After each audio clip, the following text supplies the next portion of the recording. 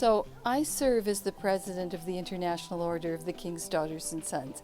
And what that means is I chair the board of directors and I have oversight on all matters related to the international portion of our programs and services. I was elected in 2016 for a 4-year term. So my term will end in May of 2020. But I've been a member since 1990. It's not something that I had ever planned. In fact, it was something that I actively avoided for many years. But my journey to the King's Daughters and Sons is a little different than maybe some others, because I actually was hired by them in Ottawa, Canada, to run a program called the Meals on Wheels program.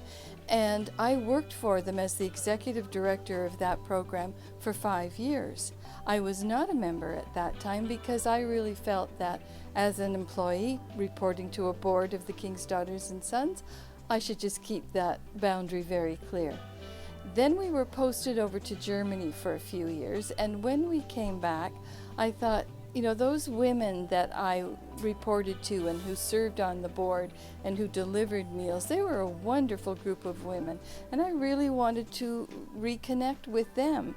So it was really with the idea of friendship that I said, okay, now is the time. I'd like to join.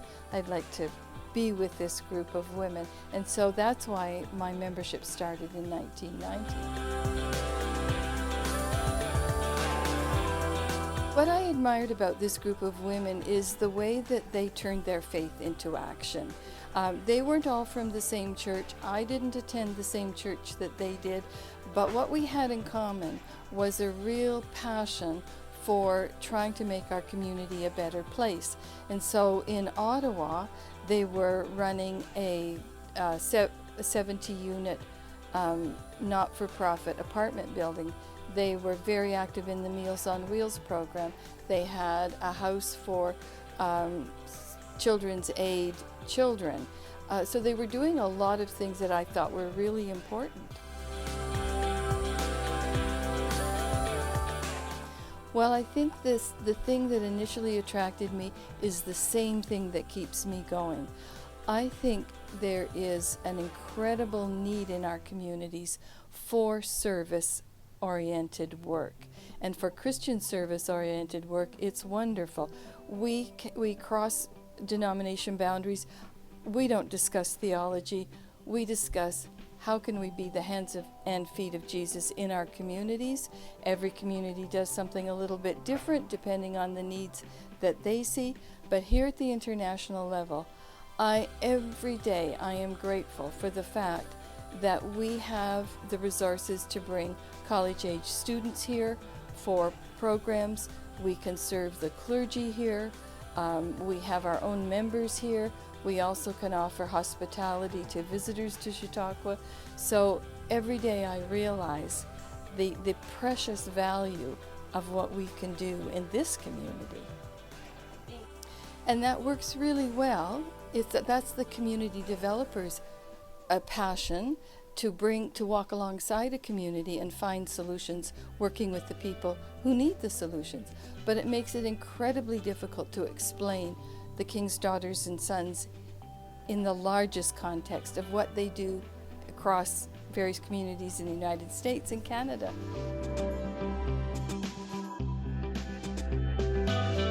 So here at Chautauqua, those are the programs I'd like to focus on. What we do here at Chautauqua during the summer season.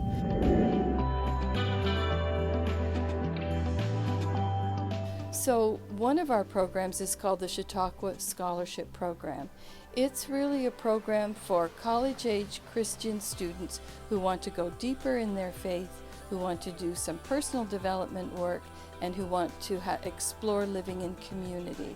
So for that program, we bring students from overseas, various countries overseas, and Canada and North America, and they spend 4 weeks together here in a very structured program. They have a lot of class-related activities, plus they get to do special studies classes here and other things, but it's very structured. We've been running that program since 1920, but we've decided that that it isn't the best way to serve the college-age community. So after the 2020 season, when we'll have run this program for 100 years, we are closing that program. At the same time as we made that difficult decision to close the program, we also made the decision that internships could be the best way to serve the college-age community. So we have established the Learn and Discern internship program. And it's a 5-week program, 1 of orientation and then 4 of work. So this program is designed to help students who are trying to make college decisions discern if the direction for their career is really what they would like to do based on the experience they have with us here. This is a real work program. I mean, these are unpaid scholarships, but we do design them to be for credit if the student determines that that's what they'd like to do. But they achieve really valuable work for us. So it is more like an employer-employee style of relationship. And they're here for 4 weeks, and they work with various needs that we have as an organization, and we hope to develop partnerships on the grounds of the Chautauqua Institution to further give more students more opportunities for an internship.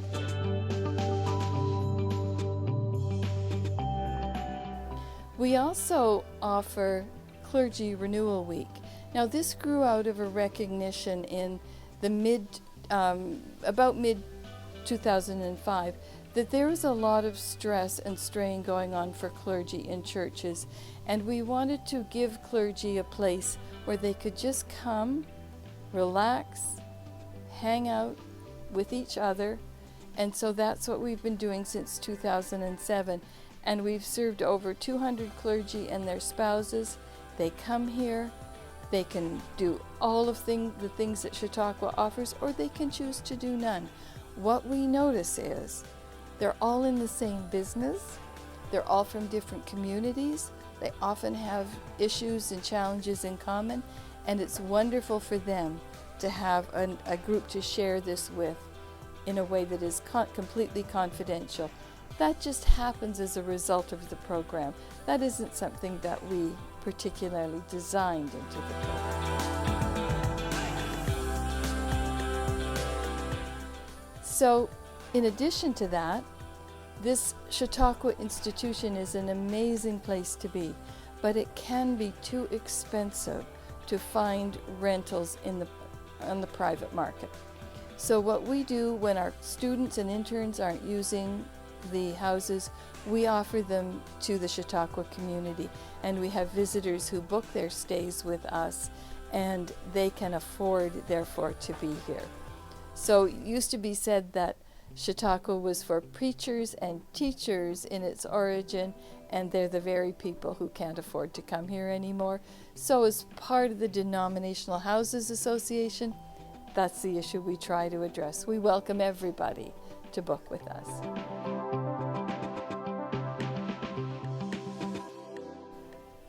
Well,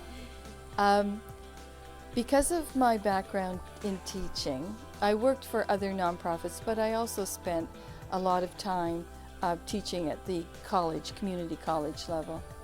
I think if you're a teacher, you're a learner. You're a lifelong learner.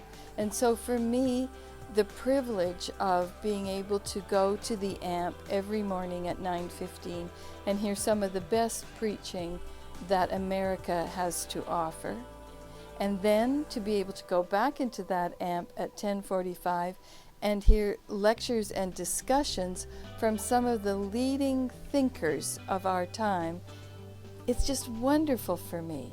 I feel so grateful to be able to be here and do this.